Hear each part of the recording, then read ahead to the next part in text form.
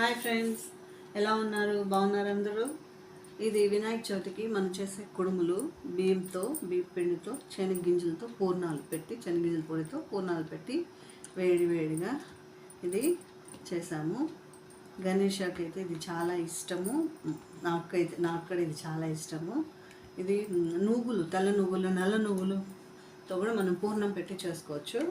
ఈ వీడియో ఎలా చేయాలో వీడియో పెడతాను, ఒకసారి తిందాం. మీరు కూడా రండి, తిని చూస్తాం. చాలా మెత్తగా సాఫ్ట్గా లోపల శనగగింజలు బెల్లంతో పూర్ణం ఉంది.